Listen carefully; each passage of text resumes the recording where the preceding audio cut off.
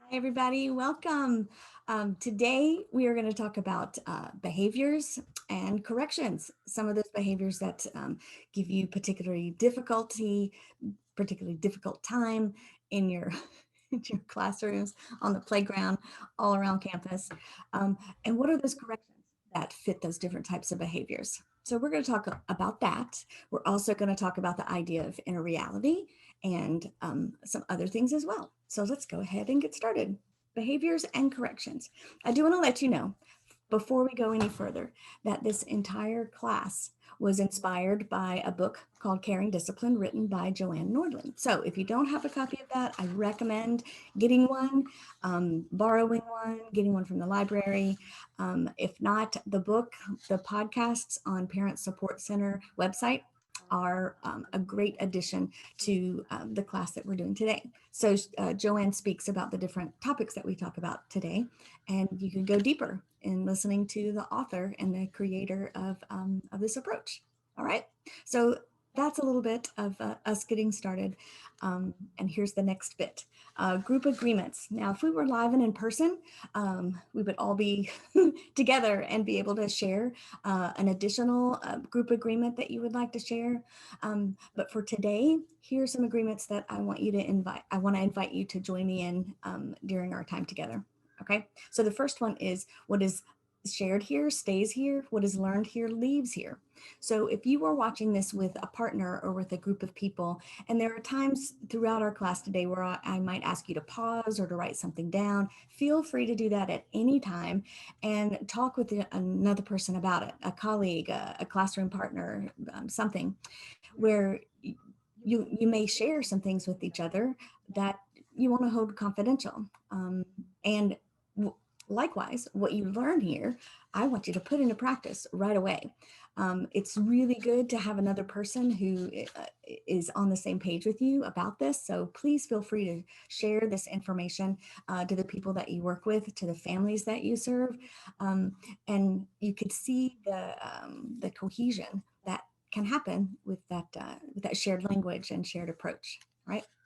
Okay, next is be open, be engaged, and participate full out, right? So be open to hearing something that might be new to you, or an idea or a concept that maybe you've tried before and you think, didn't really work. Try to give it a go again, maybe with a different perspective or a different tweak or adjustment to that approach that you've tried before. Be open to thinking about things after you finish this, right? So my goal is to inspire thought and reflection after this. So in the next coming days or weeks, when you try some of these approaches or try some of these ideas and you put them into action, reflect back and see, how did it go? What worked? What didn't work? How can I shift and change that? Right? Okay, next, participate full out. There are places to pause and write things down and brainstorm things, right? So if you're able to pause and actually give yourself some time to do that, the deeper the learning is going to be. And this time will be spent efficiently and effectively for you. And my goal is that it's not a waste of your time, all right? And the next one is throughout today, if you need to get up and stretch, certainly go for it. If you need to pause, run, get some water and come back, please feel free to do that. Take care of your own body. Okay. Here is our agenda today. This is what we're going to cover. So first, we're going to talk a little bit about the difference between positive and neutral and negative behavior, because they're different. And the responses that are called, or that you're called upon to do, have depend on, is this a positive behavior that I want to keep happening in my community? Is this a neutral behavior? What does that look like? And is this a behavior that's not so great for my community? It's not, helping to create a harmonious environment, peaceful environment, right? So we'll talk about the differences between those. Next, we'll talk about something called PANT, and PANT is short for positive attention at neutral times. So once we get the idea of what a neutral behavior is, what to do during those neutral behaviors is like, I just want to say it's like a magic wand or a golden nugget or something that deepens your relationship with the child and with each other, with your colleagues and with families, because you don't just pant with children, you can use this technique with other people as well, right? So we'll talk more about that when we get to that part.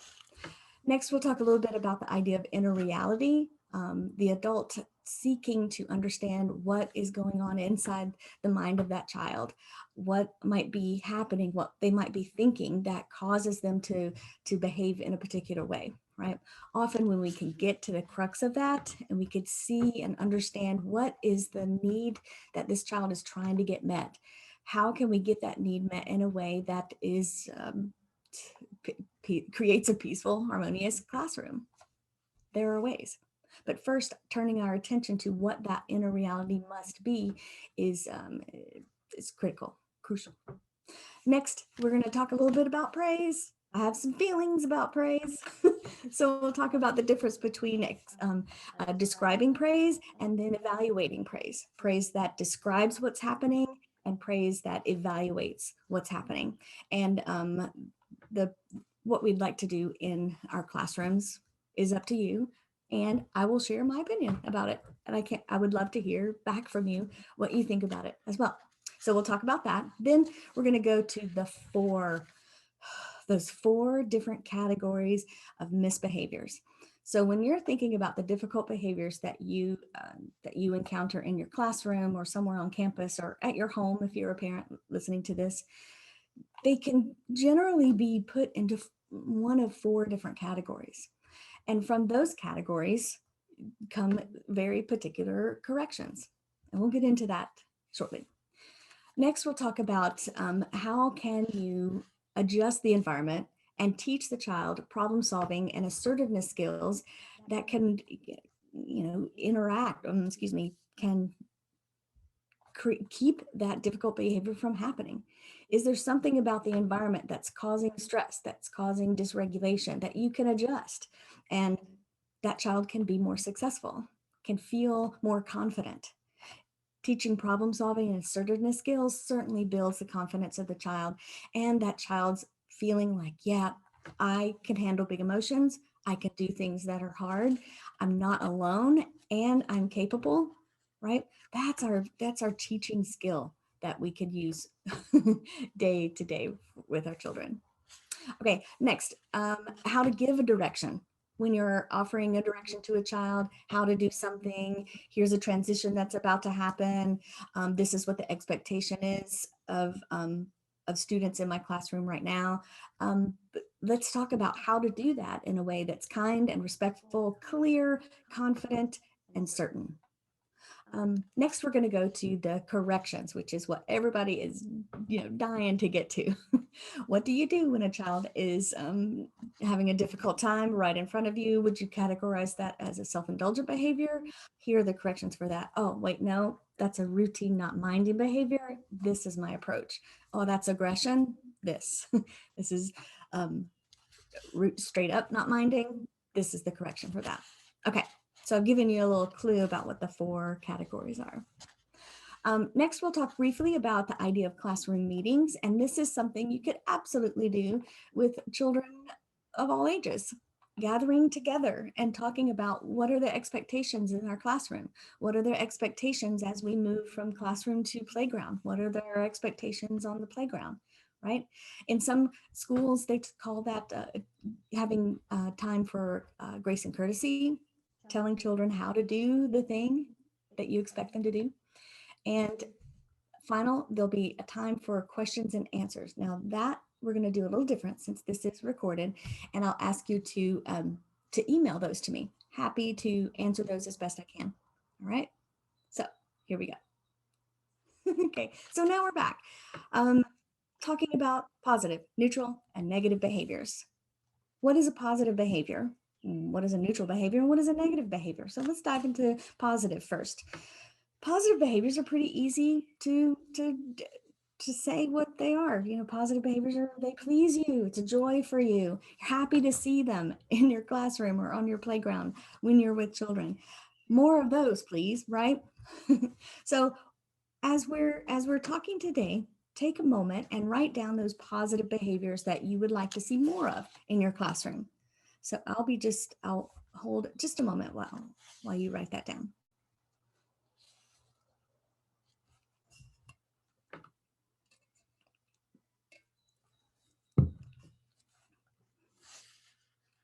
Okay, moving forward, let's talk about those negative behaviors. The behaviors that you feel annoyed by. You feel a feeling of anger, frustration, irritation, annoyance, maybe sadness when you see these behaviors happen in your classroom. Now, these negative behaviors are behaviors that are a problem for you, right?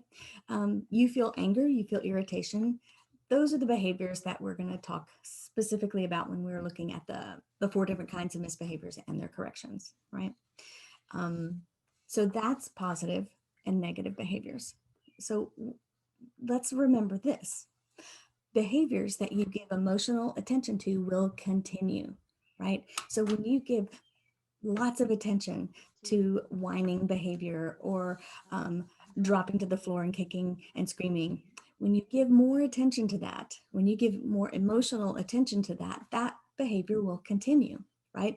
In your relationship to children, they are looking and you are looking for a deeper connection, right? So when a child is offering a difficult behavior or a misbehavior, you'll notice that I'll go back and forth with difficult and misbehavior. I'll kind of use those terms interchangeably. All right. But when those behaviors crop up, when we have an emotional reaction to that, the child is learning that that is how I connect with the adult. When I'm having a big emotion, I'm a 3-year-old, I'm having a big emotion right now. This big emotion is a little scary for me because I've only been on the planet for 3 years and I'm still learning how to manage this. And it could feel scary to a young child to feel such big feelings, big emotions, so big that it throws them onto the ground or their hands are on another child, right? So when you give the emotional attention to behaviors that you want to see more of, then you will see those behaviors continue.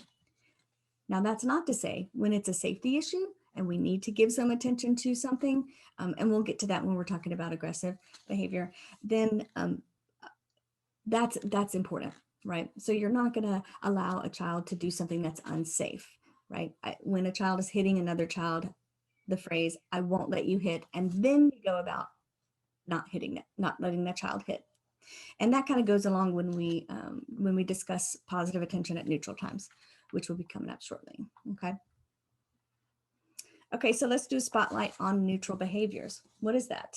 So neutral behaviors are those behaviors that they're almost like little shadow behaviors. It's when the child is in between. For example, it might be when they've finished a work and they've put it on the shelf and they're just turning to decide what to do next. And you briefly make eye contact. That's a place for connection, for that positive attention at neutral times. Another neutral behavior might be when they first enter the classroom, when they first come in the beginning of the day. That's another neutral behavior. They're just existing. They're just chilling. They're just there with you, right? They're not doing something to actively please us or to actively annoy us. So those neutral behaviors happen more than you can even imagine, right? So in the next week or so, next days or coming weeks, start to notice how many of those neutral behaviors happen in the day of a child. Give yourself a 15-minute or maybe a 20-minute chunk during the day and observe a child and notice when are those neutral times happening, and is it possible to create a connection during those times without interrupting their work when they're in concentration. Deep concentration for a child is not neutral behavior. That's actually a positive behavior. So that's something that we don't want to interrupt, right? But the neutral times, the in-betweens, when they first come in, when they come to tell us about they got a new puppy, right? That's a neutral time when we can make those connections, right? So let's talk about what do you do during those times? Okay, remember the golden nugget I was telling you about, the magic wand? Man, this is it. Positive attention at neutral times is powerful. Many of the schools that I work with, and we're trying to figure out what can we do to help this child be happier, be healthier, be safer in the classroom, in their experience at school. One of the first approaches we do right away is to increase the number of positive attention at neutral time connections that we have with that child, right? So we might set a goal. This child's having a really hard morning. I'm going to increase my panting from 3 to 13 in the morning, right? So you might set a goal for yourself with one particular child. You're just going to flood the relationship with positive attention at neutral times. Now there's a beauty in this, and a skill and an art that comes over time and with practice. You will develop your own style of pant. I know I've got my own. I mean, I'm a winker, so my positive attention at neutral times usually looks like this, and a smile, right? Or it could be just a smile, right? Somehow to connect with that child that is uplifting, you're happy to see them, right? Remember, keep it brief and nonverbal, right? That's like the sweet spot of a pant, right? Sometimes they can be verbal. Good morning. Oh, hey, buddy, right? So those kinds of connections, keep it brief. If there is a verbal component to it, keep it really brief.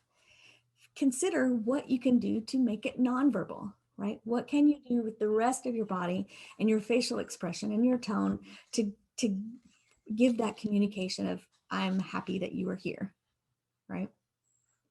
So let's talk about why does paying attention at neutral times make a child feel unconditionally loved? Think about that. So feel free to pause this if you'd like and have a conversation with your partner about, why do you think paying attention during those neutral times makes a child feel unconditionally loved? And if you didn't pause and you're back, let's go ahead. Here's what I think, right? And I'll steal a little bit from Toni Morrison. I'll be inspired by Toni Morrison. Who isn't, right? Okay, so Toni Morrison speaks about, when a child walks in the room, your child or anybody else's child, do your eyes light up? That's what they're looking for. And I'm here to tell you, it's not just children who are looking for this, but humans. They want to know that they matter to somebody, that their presence in your sphere, in your world, in your classroom, in your home makes a difference, right? So those moments when we light up when they enter the room is powerful, right? And that is a positive attention at neutral times, right? So it's when they come in, maybe they've gone to go to the bathroom and they're coming back into the classroom. When you can make eye contact and have some sort of lightness to seeing them, brief, small, subtle, but true and authentic, right? That's where power lies. The power of deepening that relationship.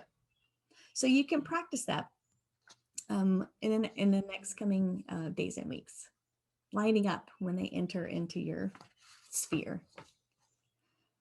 All right, let's shift a little bit. We're going to talk about inner reality. Okay, so this is a bit from Joanne Nordling, and this is what she speaks about inner reality.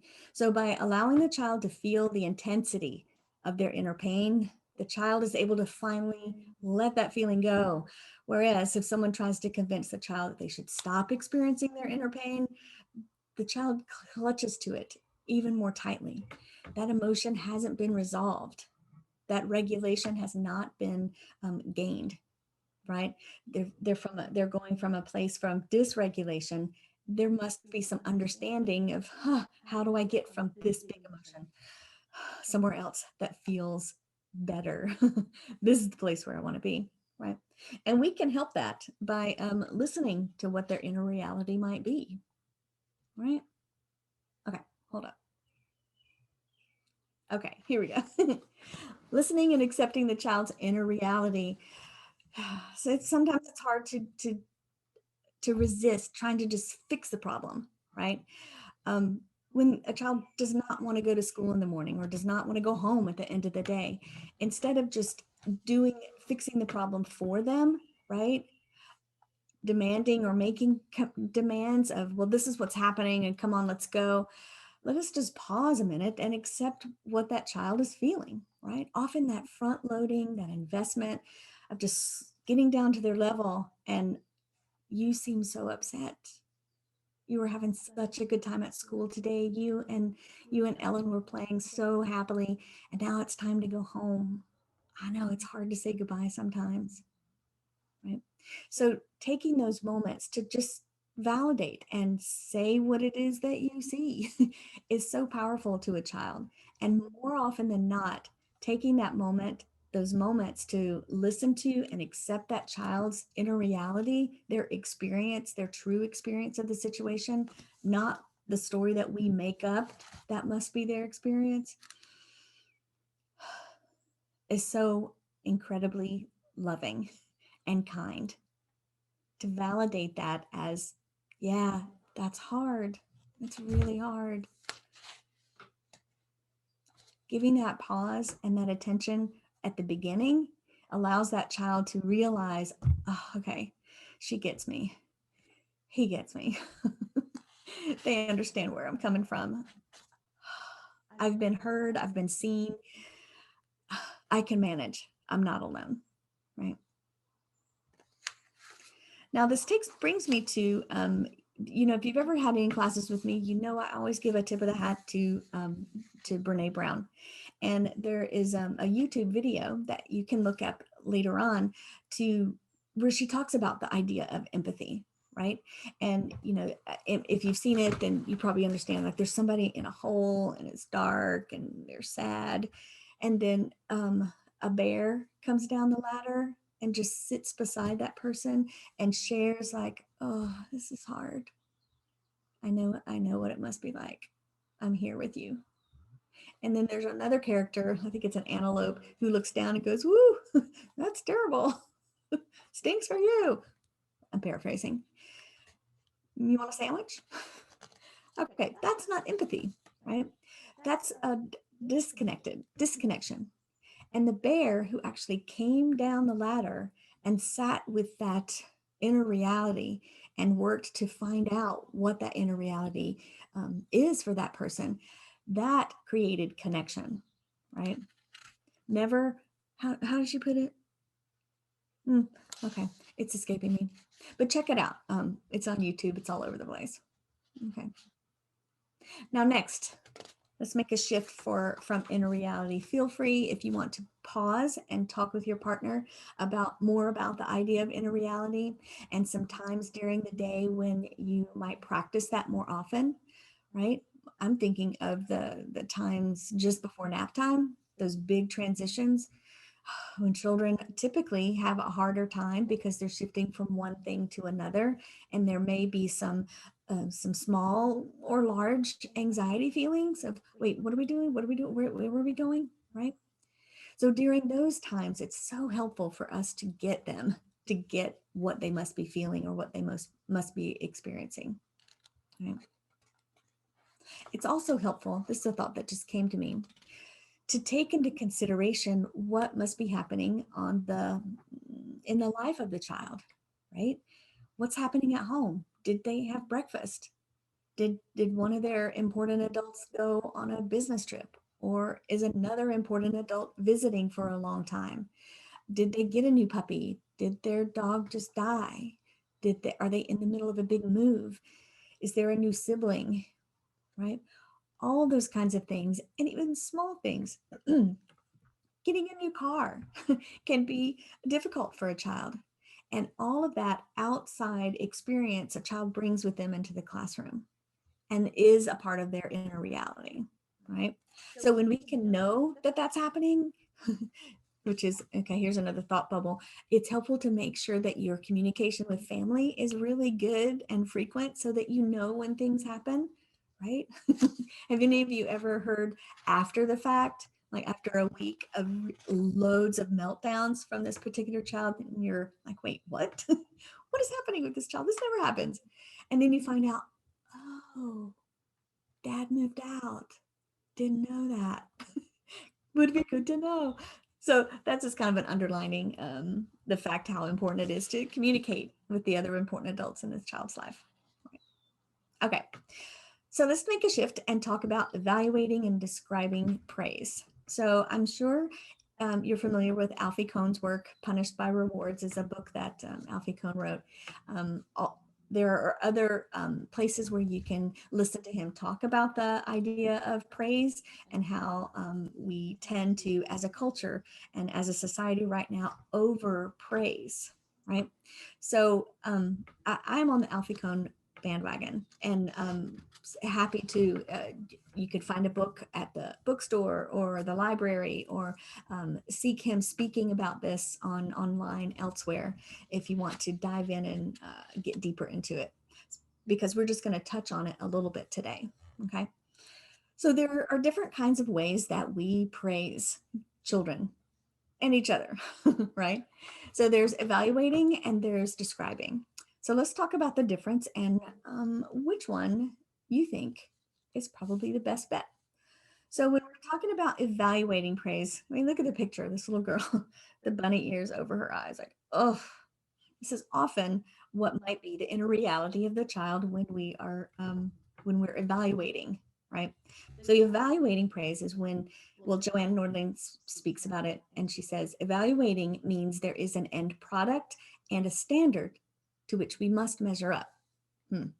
Okay. Now, I'm a recovering evaluating praise teacher, right? Think about a couple decades ago. I love a sparkly dress. So I tend to mention, ooh, I love that dress, right? I've been practicing, I've done lots of self-reflection, and that is at a minimum now, but I still do love something sparkly. Okay, anyway, back to this. When you're talking with children and connecting with children, and they've done something like maybe they've painted something and they bring it to us, and they stand there holding their painting for us to respond to, right? It's so easy to go, oh, that's so pretty. Oh, beautiful. Oh, your mom's going to love that.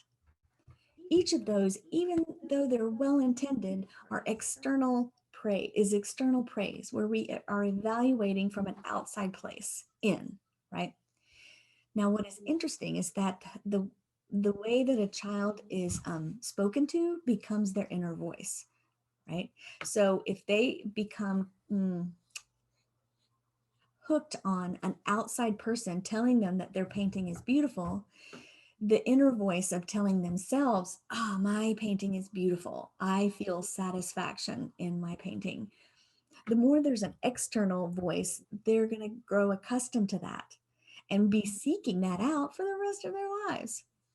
Now, think about your experience as a child and growing up, right? Was there a lot of external rewards? And often in our culture, we seek to get an A, to get that trophy, to get a ribbon, to get praise. I mean, get this, our annual evaluations, we're looking for, okay, tell me what I did well, right? So we're, you know, for whatever, we're seeking that external approval, right? And imagine when we develop an inner voice, when we could say, that was a job well done. I worked hard on that project. That was amazing. That was awesome. I felt deep satisfaction. I made that painting and I did use a lot of red. It felt so good, right? So imagine offering that space for the child to create that inner voice where they can be proud, they can feel sense of satisfaction, they can feel like a job well done, or they could feel like, yeah, that felt good, I want to do something else. It doesn't have to be that huge life, altering, I am amazing, which we love for them to to continue to create for themselves, and be able to call upon that voice when the adult is not there, right? When we do that evaluating external praise, they grow accustomed to waiting for the external validation, the external evaluation to decide, is this a job well done or not? Now, let's see. On the other side, there's describing praise, right? Describing focuses on a process. Nobody fails at a process, right? So describing is super simple, right? And this is where I take a page out of Janet Lansbury's work and Magna Gerber and lots of other people too. But sportscasting, narrating what is happening, describing what is, right? So there's no argument about it. Oh, you used a lot of red. You worked a long time on that painting. I saw you concentrating so hard just a minute ago. How, how does it feel? And then describing and then shifting to, what do you think? Did you know lots of artists put a name to their painting? What would you like to name this? Lots of artists like to sign their painting. Would you like to sign it? Where would you like to put it to dry? Right? So you can ask some questions to have them have the experience of deciding what to do with their process, right? Carrying through to the end of their process, if it's putting a title on their work or just signing their work or hanging it up to dry. Okay, let's move on. All right, I feel like we've already talked a lot about evaluating praise, but I just want to go down a little list of some aspects. All right, so we're going back to evaluating praise for just a second. Okay, so evaluating praise, I think you get a sense of what evaluating praise is and what it looks like, right? So when we engage in evaluating praise, what it does is it implies that one child has performed better than another. It tends to encourage rivalry and jealousy between children, right? Because children will see us, ooh, I love that sparkly dress, or oh, what a beautiful painting, or oh, wow, I'm so happy that your table is so clean, or whatever. And there are other children who are like, wait, hold up, my table's clean. I can paint too. I've got sparkles on my shirt, right? So whether it's a subtle message or a bigger message, other children see that they are either receiving that or not receiving that. You see, and that can encourage difficulty between peers. Okay, moving on. Evaluating praise emphasizes the end product of learning. So the emphasis is at the end, not necessarily the process and the hard work and the determination and the concentration. See where I'm going with that? Next, evaluating praise is temporary. Even if you give a positive evaluation of their work today, you could take it away tomorrow by not giving an evaluation or a negative evaluation. Next, it encourages dependence on the opinion of others for a sense of self-worth. And we talked about that just a little bit ago. Also, evaluating praise is open to honest argument. Children think your judgment is in error or is an attempt to manipulate them. That inner integrity will not allow them to believe your evaluation. And what will happen is you've undermined your honesty and your authenticity, right? Think about a time when a child had an artwork and it was one color, kind of a scratch like this, showed to the teacher. Oh, how pretty. That's beautiful. Oh my gosh, your mom's going to love that. The child's face dropped and he tore it up, right? Okay, first of all, that was a disconnection, a surprise for that teacher for sure.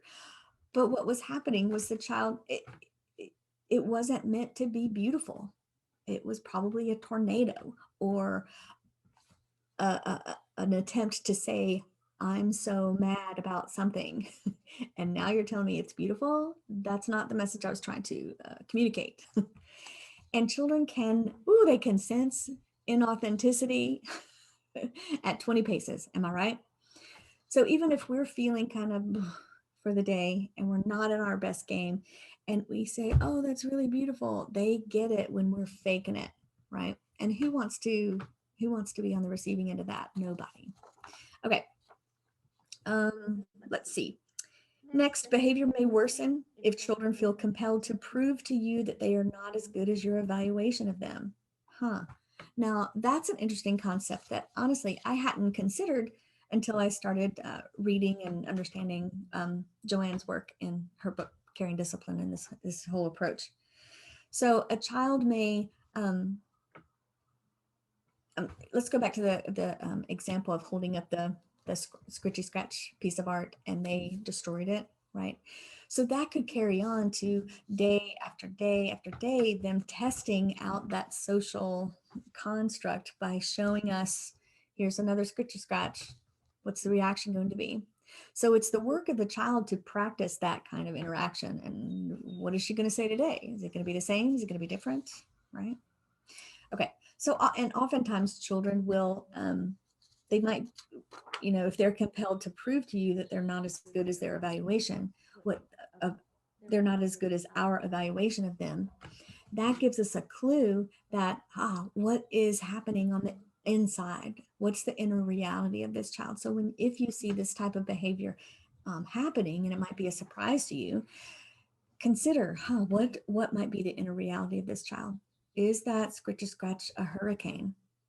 What's happening with that hurricane? What's that hurricane about?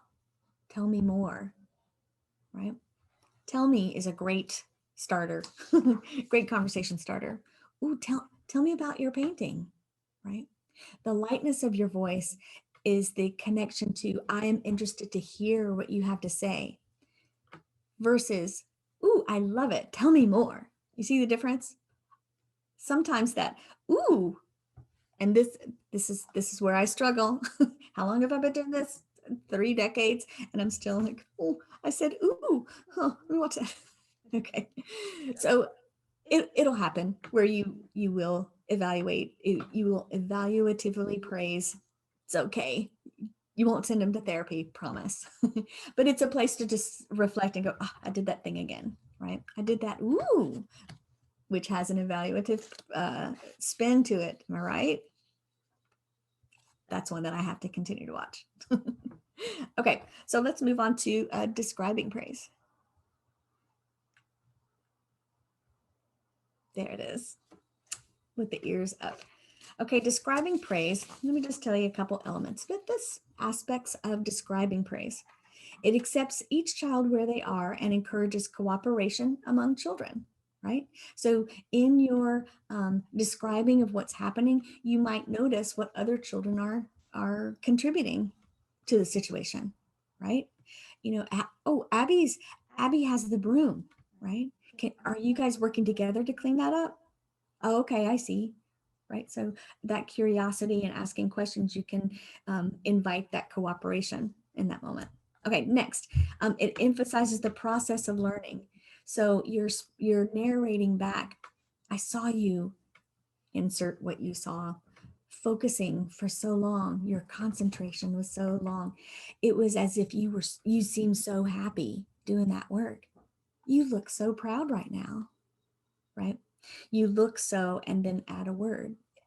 Is that, how do you feel, right? So as you describe what it is that you see, it's an opportunity to add vocabulary, social emotional vocabulary, feelings and emotions, right, to children. What does proud look like, feel like, right? So you might be on point and you might be a little off when you say you look proud, you seem happy, right? And then they can let you know yes or no. No, I'm not happy. I'm excited. Okay. Next, let's see. Describing praise is permanent. Nobody can take away from the child the fact of what they have done. They did use a lot of red. They did sweep up all the bits. They did push their chair in. There was no doubt about it. They either did or they did not, right? So they can't take away, you can't take away, or nobody can take away the fact that the child did the thing that they did. Okay. Describing praise also gives children that some inner voice to develop, right? And that helps them build their own competency and their own self-esteem. So they're able to tell themselves, when we're not around, I worked hard. I concentrated a long time. I swept up all the bits. I pushed my chair in. And they're not dependent on an outside voice to tell them that. Describing praise is not arguable because it's a statement of fact. Yes, you did work hard. Yes, you used a lot of red. Yes, yes, your dress is sparkly. Okay. And their behavior is likely to improve. They don't have to defend their inner integrity by proving to you that that your evaluation is incorrect, right? Okay, so now's the time I'd like for you to pause and take a big stretch, right? So if you're sitting and watching this, I invite you to either pause this or take a deep breath, go grab some water, and I'm going to pause the recording and I'm going to do a stretch myself. So we'll be right back. Okay, we're back. So now the 4 misbehaviors. This may have been why you were coming to this recording, this session, this class in the first place. So here we go. So this is like a quick description. We're going to go in depth on each of these shortly. But here they are, 4 different buckets that most behaviors can fall into, right? So the first one is not minding, and I call it straight up not minding, just because that's the language that I use, and to make sure that I understand the difference between not minding and routine not minding. So not minding, straight up not minding. That is when a reasonable command or request is or direction is made of the child and the child refuses to carry it out. Often this is younger children who are still learning what is the expectations. What are the expectations that are of me right now in this classroom, in this space, in this time? Okay, so that's not minding. Let's go over to the next one, self-indulgent. Self-indulgent behaviors are guaranteed to irritate others. So that's kind of a clue that I've heard from teachers over the years, is that when they feel super annoyed or irritated by something, more often than not, the behavior is self-indulgent. Not all, I mean, all of these can be really annoying, but self-indulgent, man. Okay, so it looks like this, whining or arguing, throwing yourself on the floor, not yourself, the child throwing themselves on the floor, interrupting, bickering, tattling, right? I bet you can think of these types of behaviors right now that you see in your classroom. Same thing with straight up not minding as well. Okay, the next one is routine not minding, refusing to do the common expectations. You know, they know what the expectation is. You know, they've been successful at doing it before, and yet they know what's expected, and yet they just don't do it, which could also be annoying too. But routine not minding behaviors are when they know what the expectations are, and yet they just don't follow through or carry forward, right? Okay, the next one is aggressive. Actions that deliberately, and I want to make sure we underline, deliberately try to hurt others, not to be confused for boisterous play, right? Some people call this wolf play. I think it's Michael Gurian who talks about the idea of wolf play. But the wrestling that might happen on the playground or in the classroom, that's not necessarily aggressive, right? A child biting another child might not necessarily be aggressive. Definitely you need to step in. It's a safety issue. But sometimes that bite could be a speech issue. They don't have the words to say, will you be my friend and will you play with me? So they'll bite or they'll pinch, right? Or they're biting or pinching or hitting or kicking to test out the social waters. What happens if I do this? If I do that, they cry. And then the teacher comes over really fast. Whoa, cool. Let me try that again later. That might happen too. But aggressive in what we're talking about today are actions that deliberately try to hurt others. Sometimes that biting to try to connect or to get something back can be self-indulgent, right? Okay, so that's kind of a quick overview of them. So let's go deeper into the first one, straight up, not minding. Okay. So again, this is when a reasonable, and you see command/request. And I know the word command comes with a lot of feelings. Okay, it has a lot of feel. I have a lot of feelings about it because command to me sounds so top down. When what I'd like to do is think about when I offer direction, that's more of a here, from here to here versus here to here, right? You see what I'm saying? Subtle. However, as we use this word command, request, direction, know that they could be used interchangeably when you're thinking about you're making the request and not a you do as I say so. You see, that's sometimes I think about the you do as I say is a command when that's not necessarily so. So I'm sharing with you my own thing because you may have your own thing with any of the words that we might be talking about today, like command. Okay, carried on. So not minding when a reasonable command, request, direction is made and the child refuses to carry it out. So what are some examples of those? Right? So think about in your classroom when you've seen those behaviors. So I'm going to ask you to take your pen or pencil and put to paper, what are those types of behaviors? What do they look like? Now, often children who are younger might participate in not minding behaviors because they're still learning what the deal is, what the expectations are, right? And they may not be trying to be annoying, they just don't know, right? You know, once you do know, you know, but you don't know that you don't know until you know. You know what I mean? Okay. Anyway, the idea of straight up not minding. This piece is important to check in on the inner reality, right? And as the teacher or the important adult in this situation, you could step back and go, okay, it was a reasonable request. Boots go on the shelf, and yet the boots are on the floor. Uh, Okay, this could be not minding behavior, right? They may not realize or may have forgotten, or they were so excited to get into the classroom, they just kicked off their boots and ran in, right? So it's important when you're looking at a behavior and deciding is this routine not minding or not minding, is to check in on the inner reality, what might be, all right? Okay, so that's not minding. Let's talk about, oops, self-indulgent, right? This one, remember, guaranteed to irritate others. It looks like whining, arguing, falling out on the floor, interrupting, bickering, tattling, right?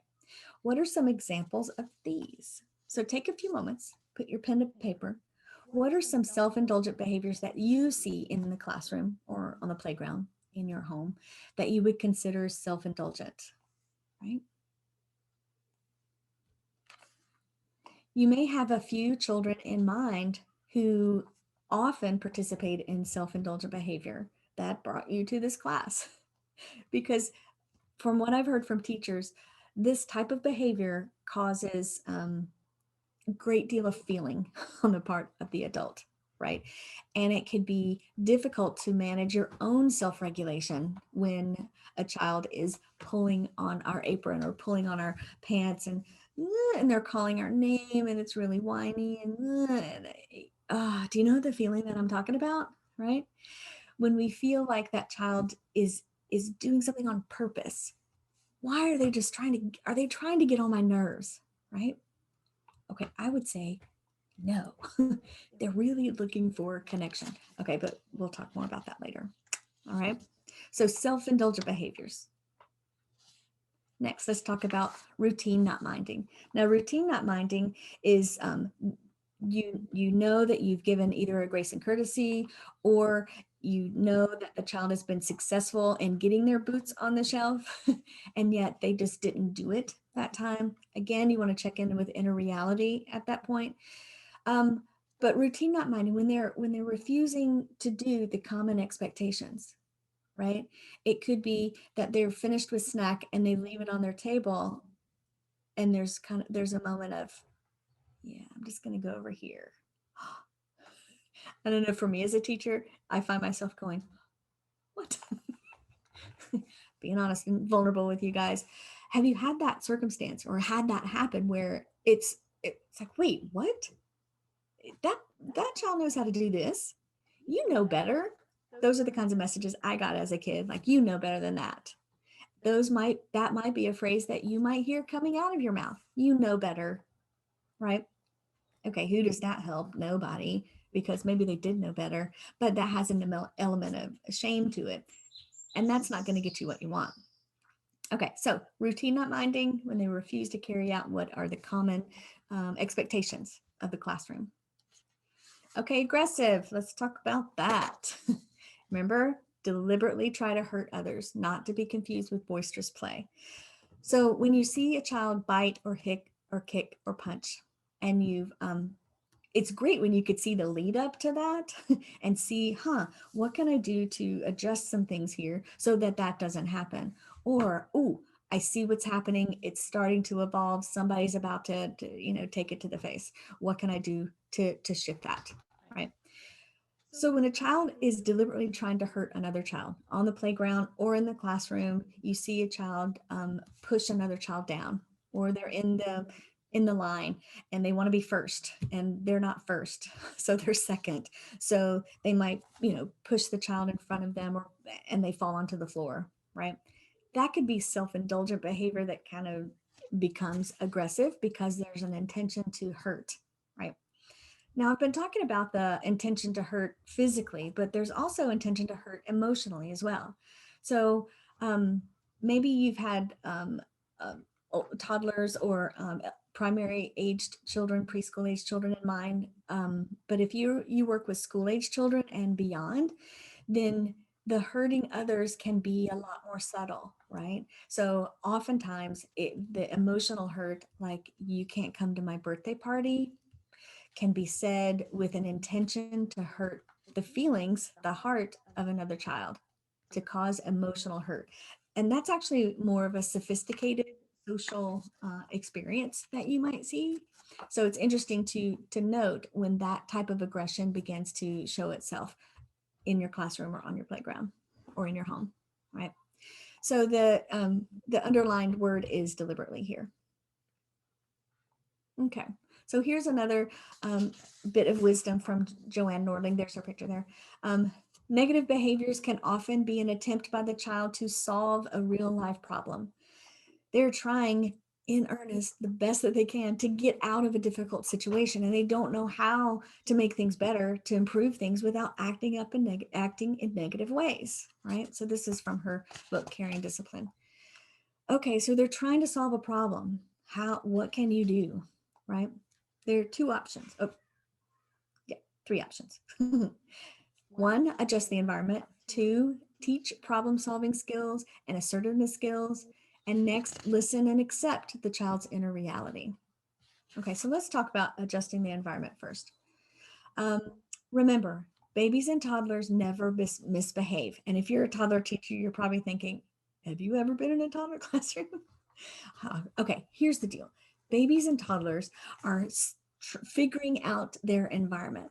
Their work is to test cause and effect. If I do this, then this is going to happen. If I do this, then this is going to happen. So keep that in mind as you look at adjusting your environment, creating your environment, curating your environment. What is in the space? Don't forget you are a part of this space too, right? All the materials, all the shelves, the chairs, everything is for them. It's not your classroom. However, you are a part of that as well. So there's the child, the adult, and the environment, right? So those kind of create the triangle of your classroom or playground. What's on the playground? The items, the things, the materials, the rocks, the logs, the hula hoops, the child, and the adult. So that's something to just kind of remember for yourself, that you are a part of the environment as well and can take adjustment if necessary, right? That might be part of adjusting the environment. So standing up to talk to a child when they are, closer to the ground than you are, you can adjust that environment by squatting down and being on the same level with them, right? Okay, next, check out with the sleep, diet, their sensory load, right? Did the child get a good nap? Did they get a good sleep, a good night of sleep the night before, right? What's going on? Is it close to snack time? Is it just after snack time? And what is their sensory load? So what has been happening in the environment for them up until that point, right? Is there a lot of loud noise happening? Is there a lot of visual input? Is there a lot of proprioceptive input, vestibular input, right? And sometimes it can be too much sensory input, where we can adjust the environment and eliminate some of that by either turning down the music or off the music, turning down the lights, taking stuff off the wall, taking things off the shelf if things begin to get cluttered, right? So they could be sensory and sensory overload or in sensory seeking mode, right? So you can adjust the environment by editing things out and you can add things in to meet a sensory seeking behavior need, right? So if a child, for example, is pushing pushing their friends, it could be that they're trying to figure out how to ask a friend to play, or they could be seeking that input, right? So okay, pushing, where can we push, what can we push? Oh, we can push this laundry basket, we can lift this heavy gallon of milk, we can carry this big block from here to here. Will you please help me carry this ream of paper, and we're going to take it to the office, or something, where you can insert heavy work for a child who is seeking that sensory input, right? There's so much more to talk to you about that, but that's another class. We'll do that another time. Next, the other element about adjusting the environment is considering their pace. Okay, imagine that I thought about this and kind of realized this several years ago when I was walking up the stairs behind a young the preschooler, and I noticed the stair steps were as tall, like at knee height for them. So I imagine, oh my gosh, think about the times when, I had to walk up stadium steps that were, and that was a lot of work. I had to use my body in really big muscular ways.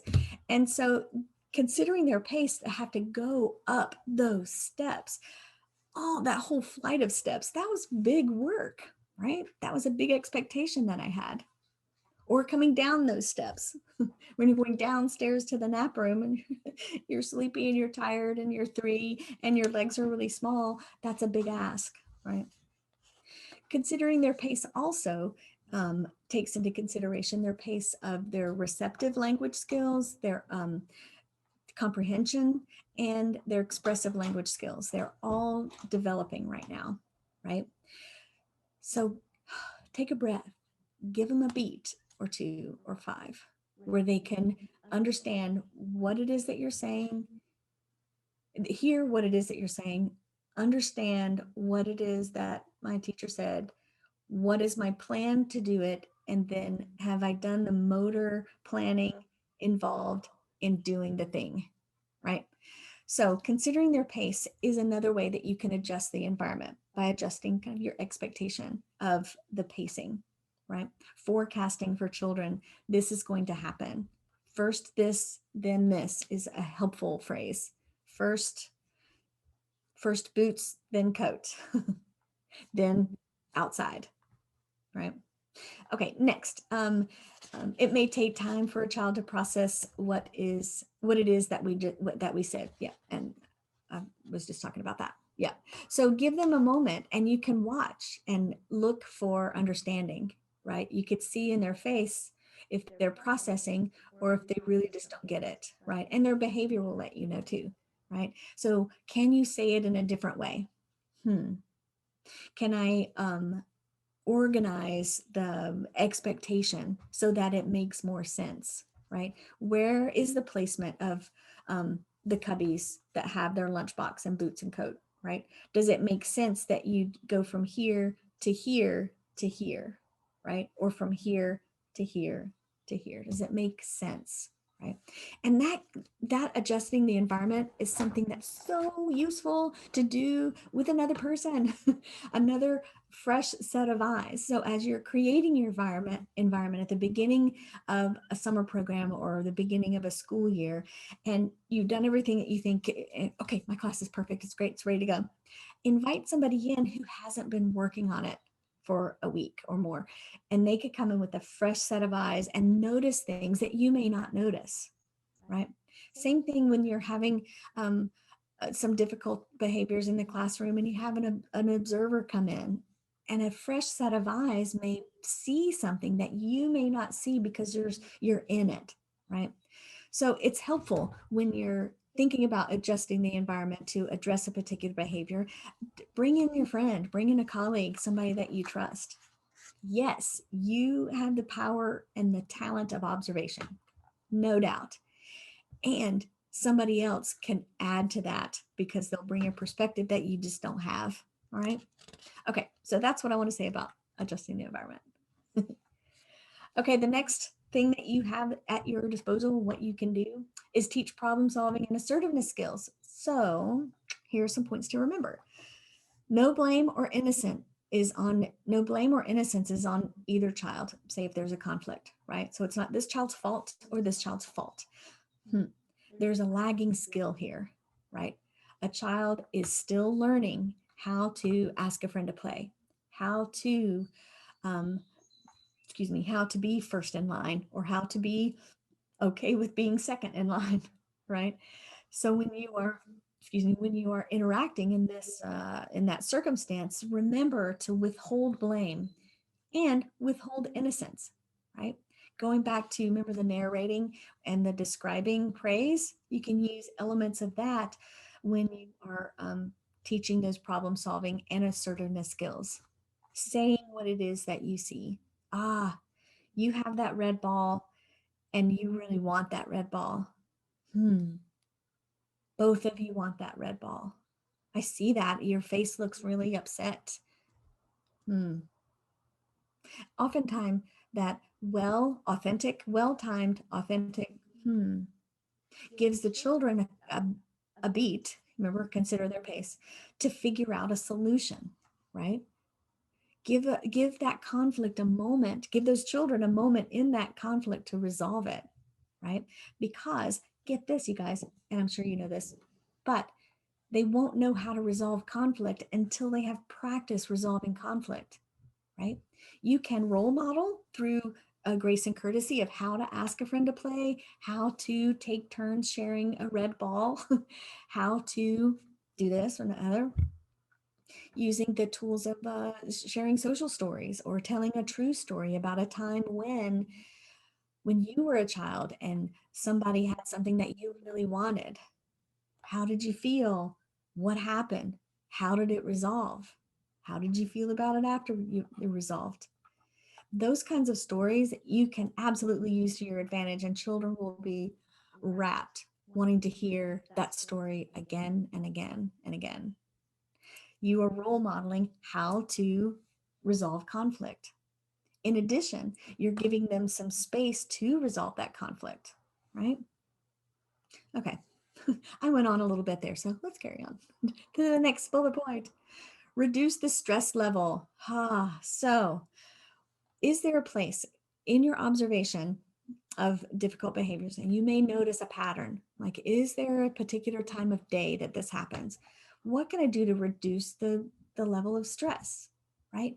It may be that you may not be aware of it. You may not be aware that the sound of transition of another classroom happening over here and music playing in your own classroom, and maybe you've got a diffuser going, so there's olfactory input happening, and there's a lot of things going on that might increase the stress level for particular children or a particular child, right? Remember, in a reality, what might be causing an increased stress level where a child doesn't have their full their full capacity to manage their emotion at that particular moment? Okay, next, describe what you see. Yeah, I think I mentioned that earlier. You have the ball, you don't have the ball, you want the ball, right? So using that skill and that technique of narration, it can be really useful and powerful.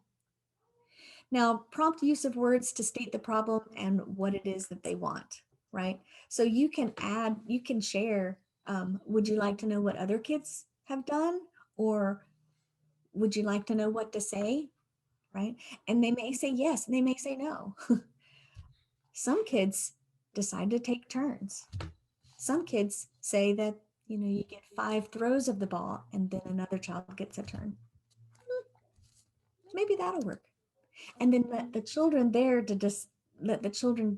decide what they're going to do with that, how they're going to negotiate or not. And what's really interesting is that we may give an idea, or here's what other kids have done and they did this, and we think that's such a great idea, and if they would just do that thing, then all will be well in the world, and they come up with something totally different. That's always fun to see.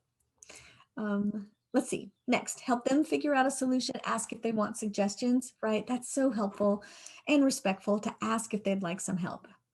And then Here's one that can be so hard for us to settle with. You don't have to find a solution right away.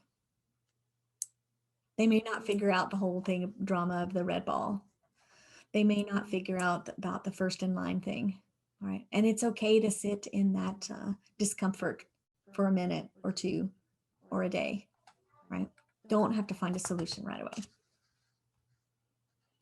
Okay, now this next one is about how to give a direction. Oh, excuse me.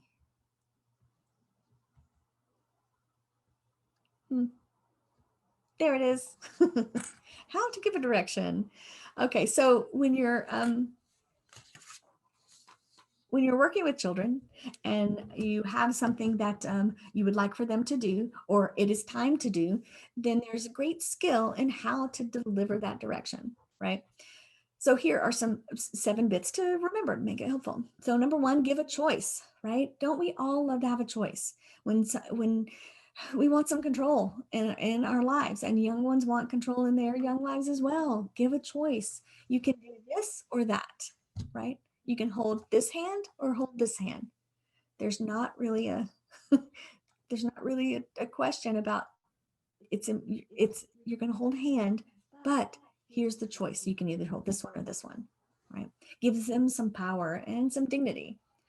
Okay, next, describe what needs to be done. And you could describe that as kind of the, oh, it's time to go outside. We need we need boots and coats. Kind of as to everyone. Time to go outside. What happens first? Somebody will let you know. It's usually the 5-year-old who'll say, we need our boots and coats. All right, so describe what needs to be done, right? And true and brief, right? You don't have to add lots and lots of words. Oftentimes, you can check yourself when a direction that you give is kind of lost on your audience. Maybe you use too many words. So when you first describe what needs to be done and you've used this many words, the next time use this many words. And the next time use this many words. And then the next time, don't use any words at all. And you can just point where the code is, where the boots go. Right.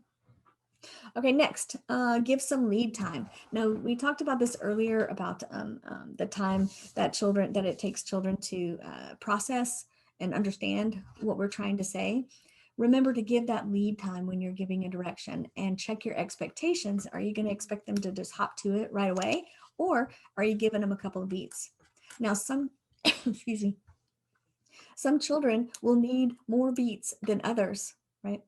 There may be children in your classroom who have some processing issues and who may be in need of evaluation to get some services to help them grow in their ability of processing information, right? So those children may need more lead time, right? You may have a child that you want to touch on the shoulder that, okay, lunchtime is going to be over in 5 minutes. Or can you see the timer? We're running out of time for lunch and then we're going to go outside. That child may need that from you. The rest of the classroom may not need that from you, right? But particular children may need a little more lead time than the others. Okay, next, be reasonable in the type and number of commands that you give.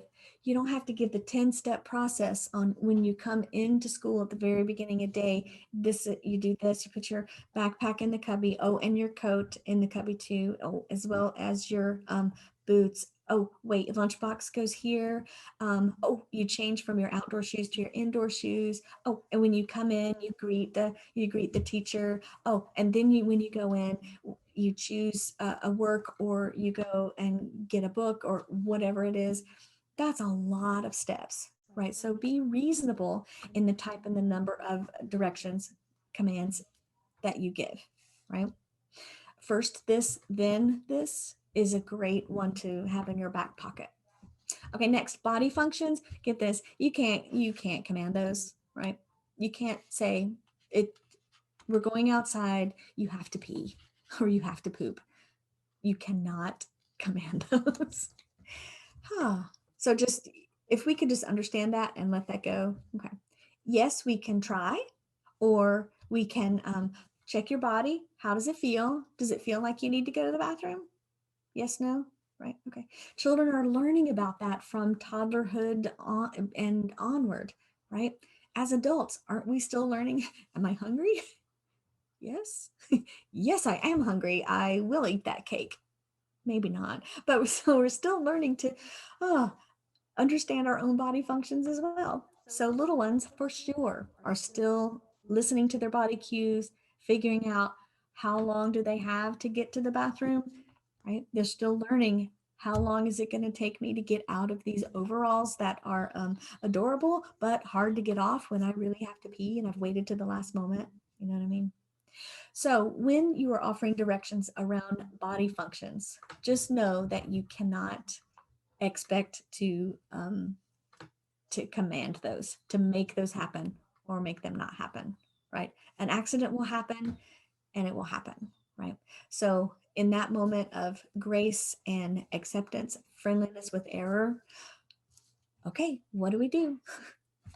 I'm going to the bathroom. Yes. Where, what change of clothes do you need? Right?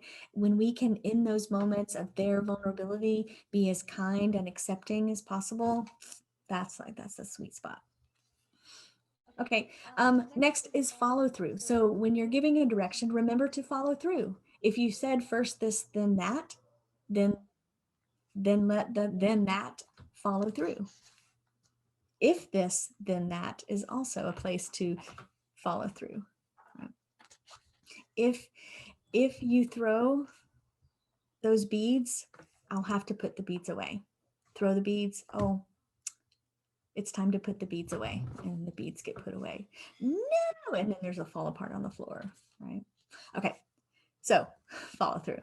And the next one, no response for self-indulgent behavior. So on that note, let's talk about them. Let's talk about the corrections for these. But first, we're gonna talk about not minding first. Oops, hold on just a second. There it is, not minding. Remember, happens when an adult gives a reasonable command and the child refuses to carry it out. Here are the corrections, you guys. The first one is physical assist, right? And I want to talk to you about physical assist and what that looks like, right? So let me see. I'm going to reach back and get my thing here. Yes. So this is what I use to show about physical assists, all right? So it's my unicorn. It's very sweet and so soft. But check this out. If a child is not minding and they're not carrying out a reasonable request by you, the physical assist is one of your techniques. Now, okay, this is not a physical assist. So if you make a circle around a wrist or on a shoulder like that, or back of the neck, no, that's not useful. Definitely remember your strength. You are how many times bigger than they are? So the most respectful way to offer physical assist is to forecast what you're doing, right? Let them know, oh, I'm going to help you move to this area. So your hands are, I call them popsicle stick hands, right? So there's no risk of doing this. Remember, when you're annoyed or irritated or something like that, you may grab harder than you intend to. And I don't want that to happen, and neither do you, and neither does the child. So in a physical assist, popsicle stick hands like this. So, and you forecast what it is that you're going to do before you do it. I'm going to put my hand on your shoulder and we're going to move this way. So hand, can you see? And this way, right? A really great place to place your hands, your popsicle stick hands, is in between the shoulder blades, because that's a wide, flat part on a child's body, right? And it could happen that as you do that, I'm going to put my hand on your back and guide you over here. We're going over here, right? That you put your hand on their back and then whoop, they drop to the ground. Does that happen to anybody? Yes, me. Okay, so as that happens, oh, you fell. It's time to go over here. I'm going to help you up. I'm going to, under your arms, I'm going to lift you and then we'll go, right? So you kind of scoop up and carry on, right? You're that reliable, constant force, support, leader for them in that moment. Okay, so physical assist, popsicle stick hands, guiding, Okay. Broken record is your next tool. It's so useful, and it's exactly what it sounds like. Broken record. You just say the same thing over and over and over again. Oh, boots, boots. Remember this, broken record is very well done when there's no eye contact, right? You're pointing to the boots or you're pointing to wherever it is that we're going. Um, we're lining at the door, door, door, door. And I know that sounds like, Amy, that sounds so robotic and inauthentic, and you're talking about authenticity all the time. What do you mean by that?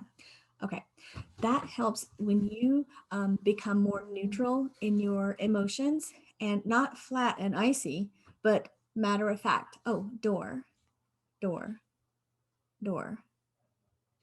They have less to process, so it might be helpful for them, right? Then they'll get, okay, door, door, and they go to the door. Now, next, beware of your sabotage creeping in. Now, we may have already talked about this before, and we're not going to go into it today, but we all have ways that we get in our own way. And I believe if you took the other webinar and we talked about the different ways that we sabotage our own efforts, those can come in for sure. So we might start talking if that's your sabotage, or we might go, I'm just not going to deal with that today, and procrastinate, right? Or we might go into that negative that negative talk. How many times have I told you, you know better? Remember, you know better. So your sabotage may creep in. So just be mindful of that. Okay. Let's see. What's the other sabotage? Oh, 4-1. Forgetting to pant, forgetting to do that preliminary work to build a relationship with the child, and continuing when you have to get to a point and you're using one of these corrections for a particular misbehavior, put a sticky note on your head to remind yourself, pant, pant, pant, pant with that child, right? To reconnect after that, right? 4-1, at least 4-1. I'd say 7-1. Okay, self-indulgent. When they're whining, they're bossing you around, you know that self-indulgent behavior. I gotta tell you, this one can be difficult to do, this first correction, and is the correction of ignoring, right? It can be hard because it's happening and it could be loud and it could be making a big mess, and yet you will ignore that behavior. Not in a way that you're being a jerk about it, but you do not give emotional attention to that behavior, right? You are going to be over here having a conversation with this child, or taking care of cleaning this material, or washing your own hands, right? As much as possible, this is a place where your skill at self-regulation is key, right? So in that moment, and you're feeling that big emotion coming up for yourself, what is it that you do for yourself to bring it back down together, right? Taking a deep breath. Oh, there's a breath technique that I'd love to tell you about right now. I learned it and then forgot about it and relearned it recently. So I'd like to share it with you. But it's a breath that goes like this. So you inhale for 3, and then you hold for 1, and then you exhale for 6.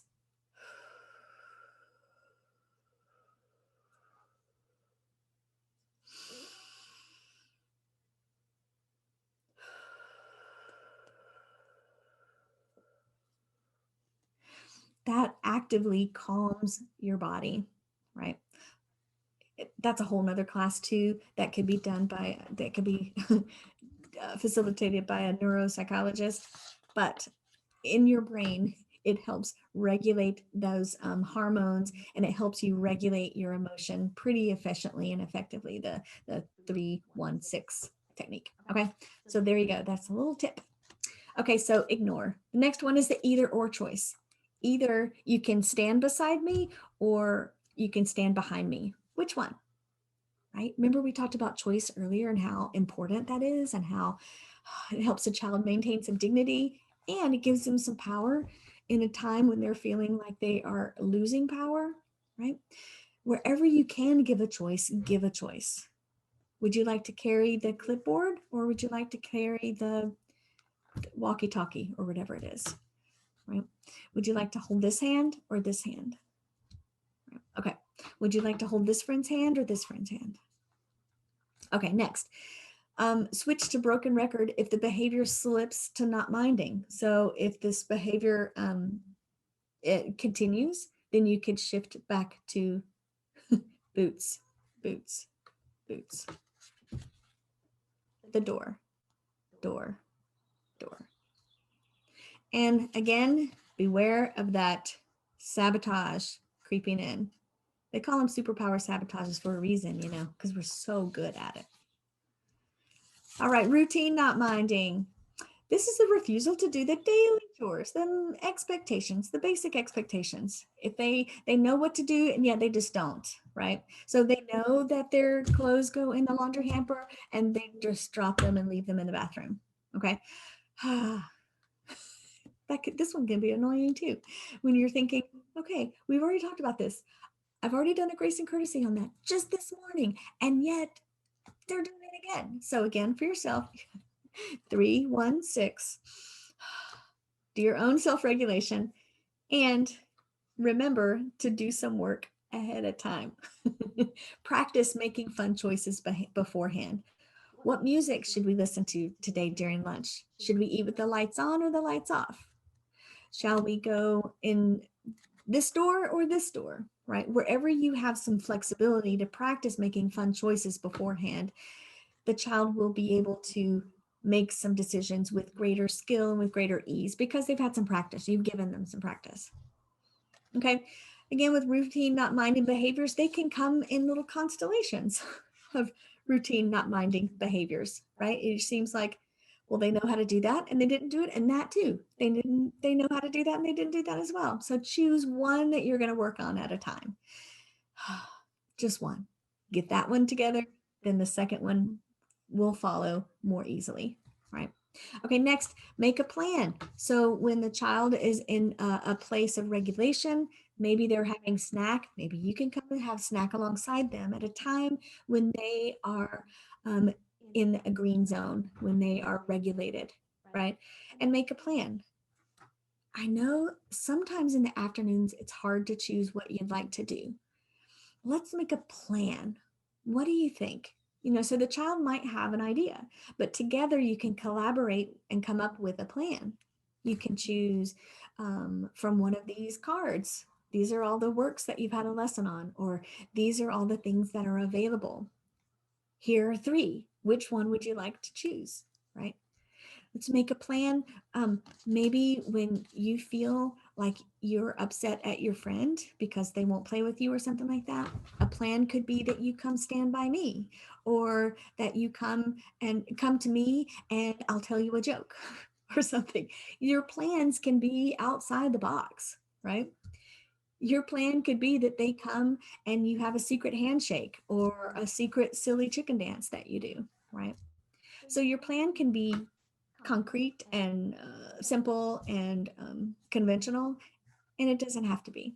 Okay, next, setting up logical consequences. So if this, then that, right?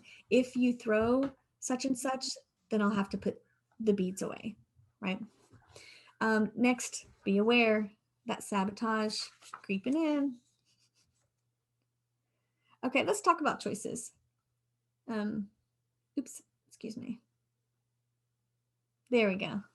Let's talk about choices. Yes, practice making fun choices ahead of time. Think about with your colleague or the other adult in the room, the other important adults in this child's life. Think about all the places and all the ways and all the opportunities you have to practice making fun choices, right? So do that thing so that the child has some skill and it's easier for them to go to that place and make the choice even when they might be in a more heightened emotional state. Okay, so practice making those fun choices. Next, remember, there's not a choice if there's not a choice. Don't give a choice if there's not a choice, right?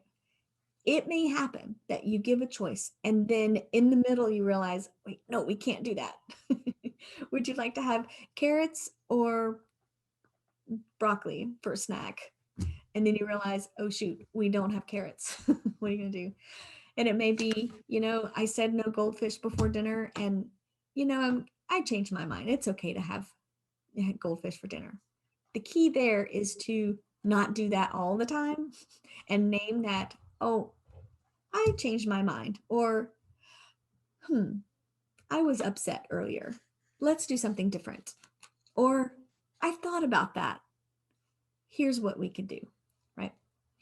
But ideally, don't give a choice if there is no choice.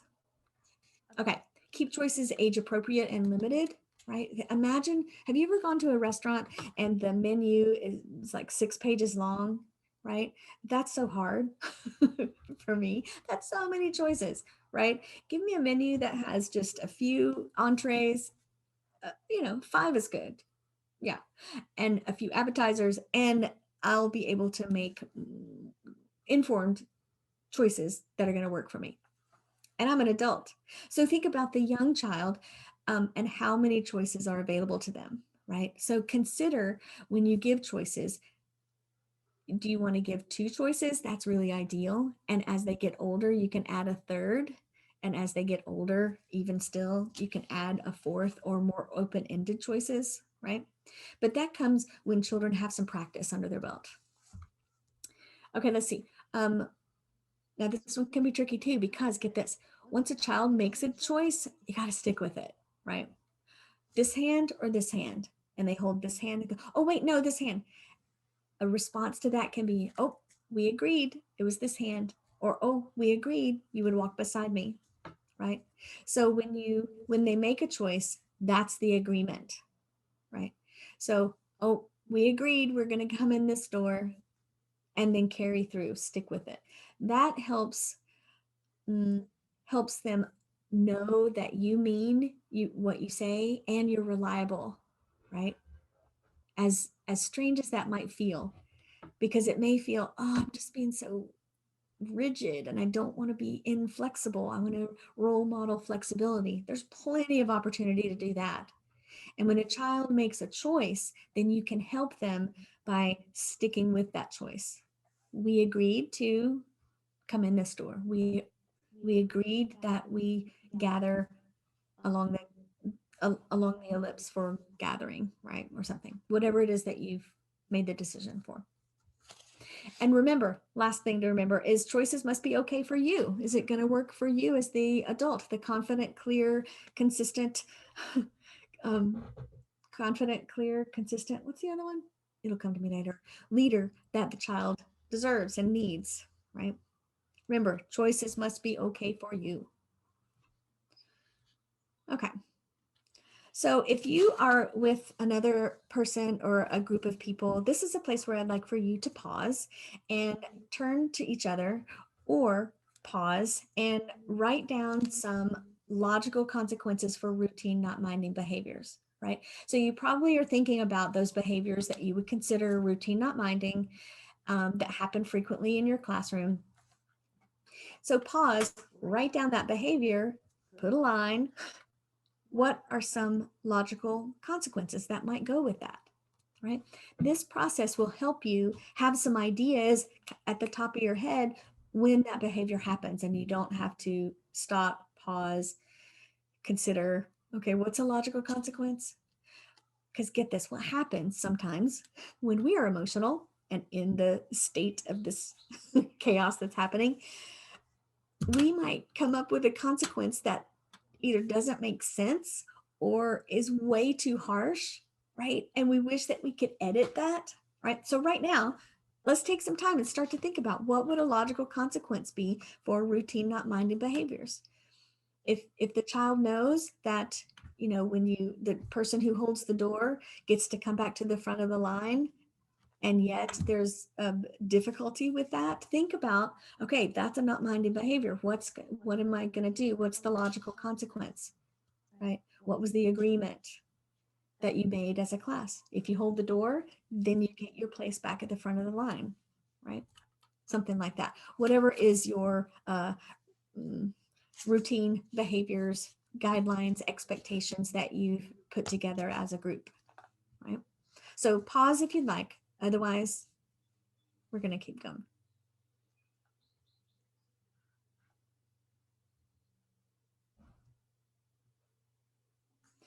Okay, if you're back or if you're just carrying on, I'm just going to talk more about logical consequences because, I like to talk about them.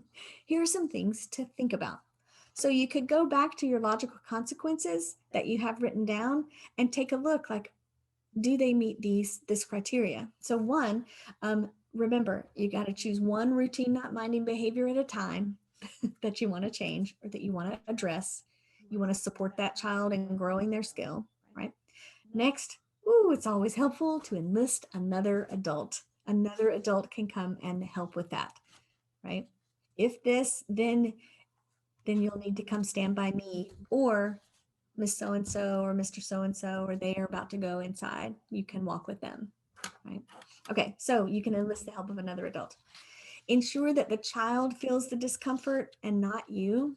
And this is kind of another art that comes with practice, right? Like we want to make sure that our consequence really matches and it's not overly harsh or overly reactive, right? Because yes, we want the discomfort to be felt by the child and not by you, but we don't want it to be to tip over the edge of discomfort to shame, right? So if our words or our tone or the consequence is more shamey, if you know what I mean, then we want to revisit that.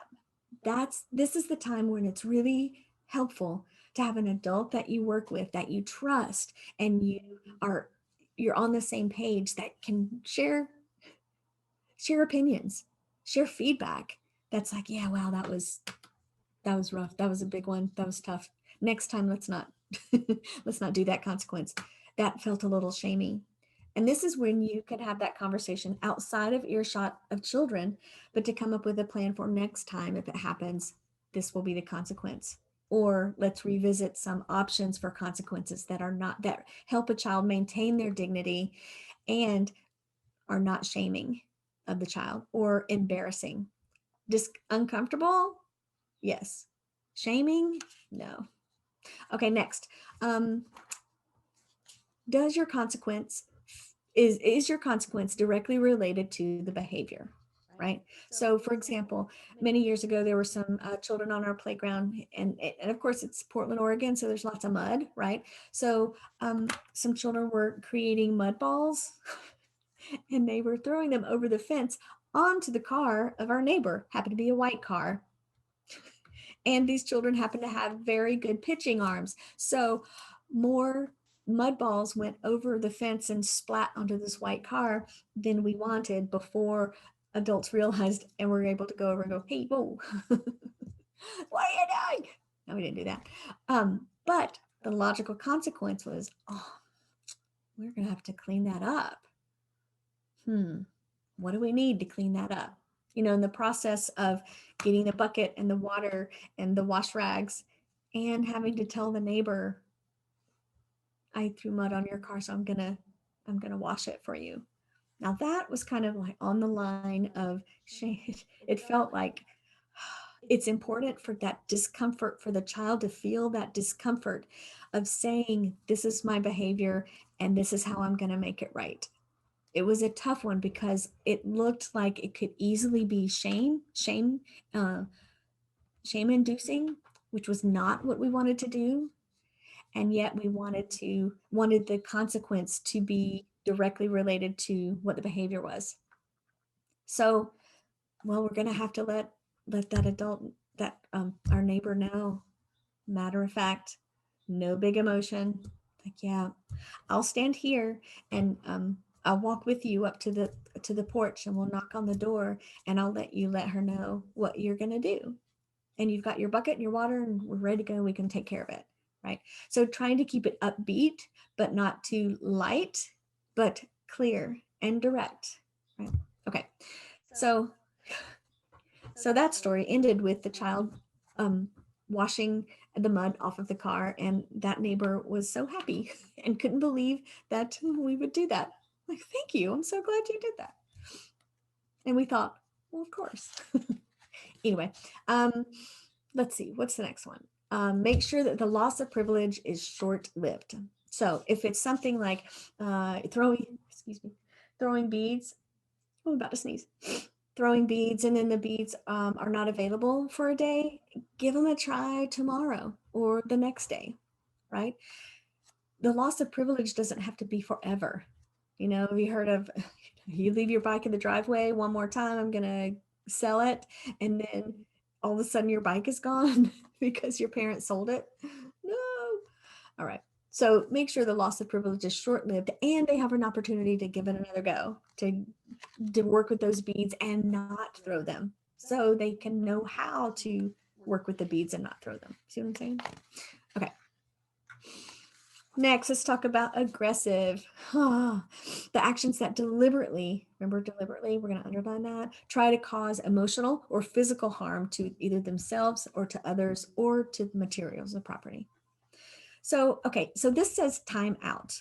And I know timeout has a bad rep, and for good reason. When timeout is used in a way to shame or to isolate, socially isolate a child, that's not useful.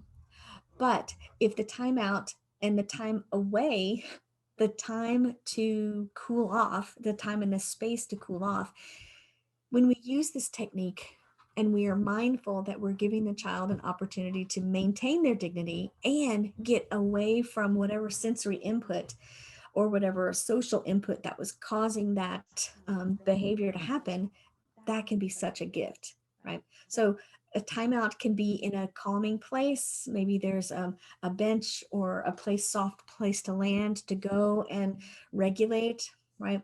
So it's something that you create, a space that you can create in your classroom or your home where, and you let children know when you're feeling like this, and you give some education when you're feeling annoyed or irritated. You can use the language of the zones of regulation. When you are feeling yellow and you're just starting to get annoyed, you can help yourself and go and take some deep breaths and look at the gel timer, or you can rub this piece of velvet or whatever it is, and however you create that calming space, right? So you can preemptively create a space, tell children what that space is used for ahead of time, right? So that is kind of a time out because it's a time out of the situation that's causing the dysregulation, right? Now that's different from the timeout that we were probably grew up. Like you go to the corner or you go sit out over there or you out of the classroom. Two different approaches for getting out and away from the situation that's causing dysregulation, right? So when you hear timeout, it's kind of like command to me. Timeout kind of has that same, I have a yucky taste in my mouth about timeout. But when you consider it from a place of not shaming, but giving them an out, a place to get out and take some time to practice self-regulation, that's the sweet spot. Okay, so the time out maybe is in this area, or the time away, I like to call it, is over here in this area. And the child refuses because they're just like, it could be that they come to you, right? But if the child refuses, practice broken record, right? Stand by me, stand by me. And if they continue to not use physical assist, if the child doesn't stay by you, whoop, oh, stand by me, oh, stand right here, oh, stay in this space, right? All the while maintaining our own regulation, right? Something that I forgot to say at the very beginning is when aggressive behavior happens, one of the first things you absolutely want to say is, oh, I won't let you hit. I won't let you hit. I won't let you pinch, scream, kick, whatever it is, that's the aggressive behavior. Short, brief, and true. I won't let you, and then go about not letting them, right? So it might be the physical assist where you use your popsicle hands, come here. Oh, I'm gonna make a circle around your body and I'm gonna hold you right here. And you let them know what it is that you're doing and you do that thing, right? Remember, it's kind of the beginning of consent and you're forecasting, narrating what it is that you're doing. I'm gonna put my hand around your shoulder. I'm gonna hold you close to me. We're gonna take a deep breath together. Let's take deep breaths together. Wow, maybe you could teach them the 3-1-6-1, right? Okay, next, Again, I want to underline that you must keep your cool. At these times when children are aggressive, their lid is flipped, their frontal lobe is not is not happening. They can't there's no rational thought that can be accessed at that point. So trying to talk to a child about the situation is just don't, because they can't hear us. They can't hear us. And it will just keep us wound up, right? So use as few words as possible. You can revisit the why and how and all about that later. You can put a like a little sticky note in your brain to grace and courtesy on how to ask a friend to play, or how to stand in a line, or how to whatever it was that caused the aggressive outburst, right? But at that point, it's so important that you keep your cool. That child who is so dysregulated that they are causing harm to another person, they need us to show them and let them kind of borrow our self-regulation. So at this time when we are there and we may have the physical assist, we are role modeling, we are taking exaggerated deep breaths. We may offer, let's go get some water. Let's go walk down the hallway, right? Not do you want to, but let's, right? To give them an opportunity to have some time happen, some breath happen, some water, some hydration happen, and some big body movement to happen. Those are some things that are so useful and are really great go-tos to help a child practice self-regulation, right? So time, breath, water, and big movement, right? Okay. Next, older children. So if you're working with school age children or teenagers, then move closer, but there's no eye contact, right? So oftentimes, like if you're seeing somebody and you're coming straight on, that's much more aggressive than coming on a diagonal or coming sideways, and definitely not from the back. But you get toward the front, not directly in front, but you come on a diagonal, right? Open hands, right? So you move closer, but no eye contact, right? Eye contact coming straight out front when the child is older and bigger and stronger, then is much more confrontational and can escalate the situation. And again, that teenagers and bigger people is another class. Not today. We don't have time for that today. Okay, let's see. Yes, I want to underline here too, if older children are being aggressive, we still use I won't let you hit, right? And they come this way, right? Move closer, there's no eye contact, but come stand by me. Come take a deep breath. I won't let you hit. I won't let you punch your friend, right? Okay, next, act the first time. So if you're a procrastinator and that's your sabotage, is to kind of put it off until another time. Man, this one's hard. But it's important that you act the first time that there is aggression. Forecasting your actions. I'm going to help you walk away. I won't let you hit. Forecast it and act the very first time. So that child knows that they are safe with you, and all the other children know that they are safe because of the adults in the room. Okay. Yes, the last part, beware the sabotage coming in. Okay. And this is a place where I want to talk a little bit about gluing. You may have heard about gluing before already, but it's a technique where a child come and they stand by you. Stand by you as in they hold onto your apron or to your hand or to your shirt sleeve or something where they're connected to you. Now that's a real active and can be really exhausting on the part of adult, because the approach is that the child is feeling our calm, our sense of calm.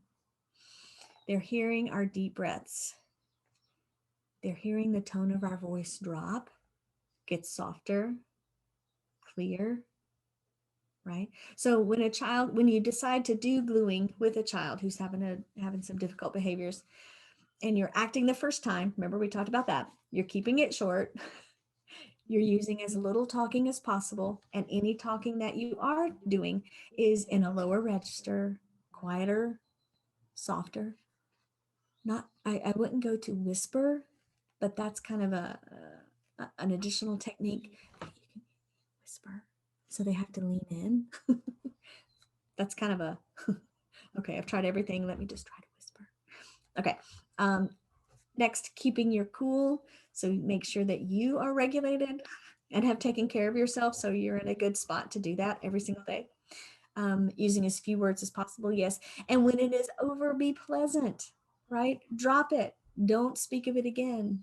Don't bring it up later that oh, we're going to have to glue again, just like we did this morning. That's not helpful. It's not useful. Just drop that piece. When it's over, it's over. Don't speak of it again. Okay. Physical assist. I feel like we've already talked about this, but I'll reiterate the idea of saying, I won't let you hit, bite, punch, kick, etc. And I'm going to put my hand on your shoulder. We're going this way, right? So that your calm, confident assurance as a leader is felt by the child. All right. Now, classroom meetings. Let's talk about that. Oops, we're almost at the end. Classroom meetings. Now, classroom meetings sound so formal and sound so elementary. And yes, they're perfect for elementary school age students. They love a good classroom meeting. You can also do smaller meetings in your primary classroom. And I can imagine with toddlers having small get togethers, probably very, very short with maybe 2 children at a time. Um, yeah, so there's a variation on classroom meetings that you could do for every age group, but let's focus on our primary age students today and school age students. But the classroom meeting has a great value, and there are 4 points of that. So when you have a gathering and you're going to talk about, hey, everybody, let's talk about how we clean up after lunch. There's an issue because it takes a very long time, or there's a lot of debris left on the floor, or whatever the issue is that you're having a classroom meeting about, right? Walking quietly down the hallway so we don't disturb our friends in their offices, or putting the items away on the playground before we come inside. Whatever is the issue, you could have a classroom meeting about, right? I would recommend having regular meetings. So if you have daily or weekly gatherings where you might read a story or something like that, you can insert a little classroom meeting to that gathering at the same time, right? Or you could choose to do something total. A classroom meeting is the classroom meeting, and it doesn't have to be in addition to being with the story. I actually would recommend it being separate, right? Now that I'm talking about it out loud. Okay, so classroom meetings, hold them regularly, right? Allow the children to, if they might have an idea that they want to talk about, they might want to talk about that, um, that it takes a long time to come inside because all the equipment is being left out and you're having to wait for everybody to put their things away, or wait for everybody to come and join in line, right? So they might want to talk about that, right? So the child can have an idea or a topic, an agenda item, if you will, in addition to what you and the other adults that are guiding those children have, right? So regularly involve the child and let children help set agenda and participate equally. Yep. And get this, it's okay if there's not a solution at the end of the meeting. So you may not come up with an idea on how to make that work, right? How are we going to make it work so that when we gather to line up on the playground to come inside, and there are 2 or 3 people who have a real hard time coming to that to the line, that might be a particular behavior that it sounds like a self-indulgent behavior that you might work with that individual child or those individual children. But you can use it as a classroom meeting, as a here's what we do as a community, right? You can have a classroom meeting that goes over what does kind look like? What does respectful look like? What are our agreements in this classroom that we're kind, helpful, and safe? Yeah, whatever it is that you'd like to determine is your the classroom guidelines. Involve the children. What is important about our classroom? How do we want to be known? What do we want to be? How do we want to treat each other? All right. Okay. And the last little bit for this is specifically, I'm thinking about school age children who really love democracy and voting. So in this philosophy, in this approach, I would not encourage voting, because voting typically has some votes on this side and some votes on the other. So it can lead to some conflict, as we know, by our political situation, right? Okay, not going there. Classroom meetings, 5 ideas to think about. Notice that it says fourfold. There's 5. That's funny. I just noticed that. Okay, here we go. That is all I have for you today. Thank you so much for being here. I appreciate it, and I am here to help you going further. So here are my social medias and my connections. So or ways to contact me. Feel free if you have any questions or thoughts, or gosh, I would love to hear if you have thoughts that kind of go beyond this, like more ideas that you'd like to share. I'd love to hear them. So there's my Instagram is at Amy Williams Academy. Facebook is Amy Williams Academy. Email is amywilliamsacademy@gmail.com. And there's my website, amywilliamsacademy.com. So happy to hear from you anytime. I wish you the best and have a great day. Bye.